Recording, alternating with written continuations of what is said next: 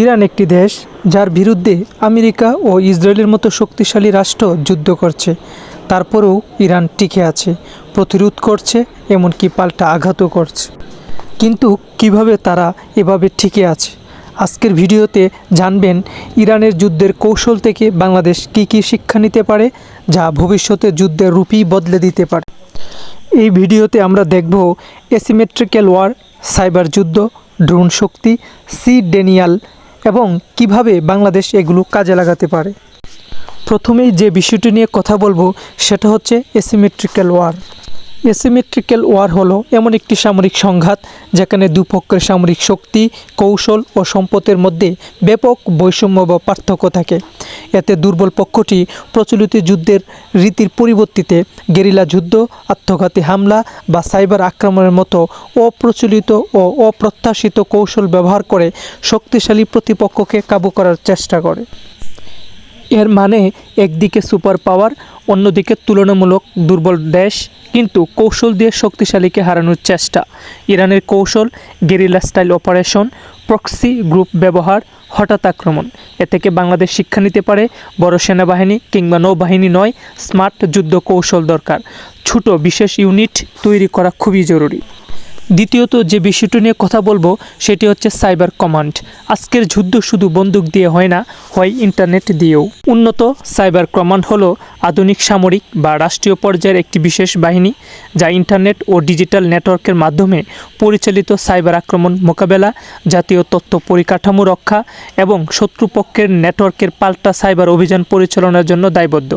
এটি computer, data ও virtual জগৎকে সুরক্ষিত রাখতে প্রতিরক্ষা এবং আক্রমণ উভয় ধরনের সক্ষমতা রাখে। ইরান বারবার সাইবার আক্রমণ চালিয়েছে, বিশেষ করে ব্যাংকিং সিস্টেম, বিদ্যুৎ ব্যবস্থায়, সরকারি নেটওয়ার্কে। বাংলাদেশ এ থেকে যে শিক্ষা নিতে পারে সেটি হচ্ছে শক্তিশালী সাইবার কমান্ড তৈরি করা। হ্যাকার নয়, রাষ্ট্রীয় লেভেলের সাইবার যোদ্ধা দরকার। ক্রিটিক্যাল ইনফ্রাস্ট্রাকচার, বিশেষ করে বিদ্যুৎ এবং ব্যাংকের সুরক্ষা। তৃতীয়ত যে বিষয়টি হচ্ছে সেটা হচ্ছে সি ডেনিয়াল স্ট্র্যাটেজি। ইরান জানে তারা আমেরিকার মতো নৌবাহিনী বানাতে পারবে না, তাই তারা ব্যবহার করে sea denial strategy. Sea denial নীতি হলো একটি সামরিক কৌশল যেখানে একটি দেশ বা বাহিনী সমুদ্রে নিজেদের পূর্ণ আধিপত্য বিস্তার না করেও শত্রুপক্ষকে তাদের নৌবাহিনী ব্যবহার করতে বা সমুদ্রপথে কোনো কার্যক্রম চালাতে বাধা দেয়। এটি মূলত অপ্রতিসম যুদ্ধ বা ছোট নৌবাহিনী দ্বারা শক্তিশালী নৌবাহিনীর বিরুদ্ধে ব্যবহার করা হয়।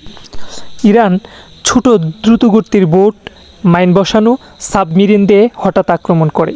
বাংলাদেশ এ থেকে যা শিক্ষা নিতে পারে সেটি হচ্ছে বাংলাদেশও একটি উপকূলীয় দেশ।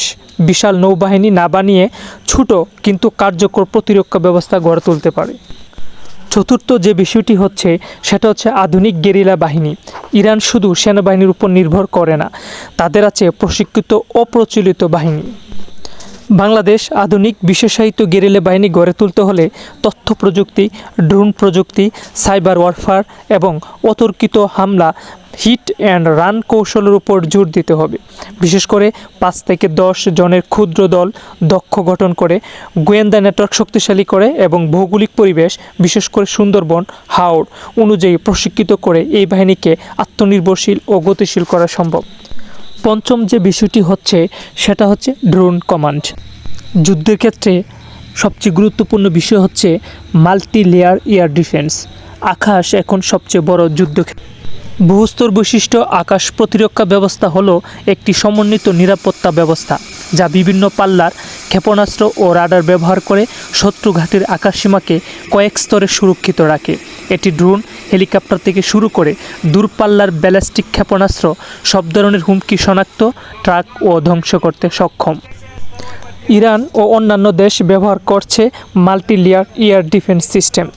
Long range, medium range, short range. বাংলাদেশের জন্য এক স্তর নয়, বহুস্তর প্রতিরক্ষা দরকার। ভবিষ্যতের যুদ্ধ মানেই আকাশ নিয়ন্ত্রণ।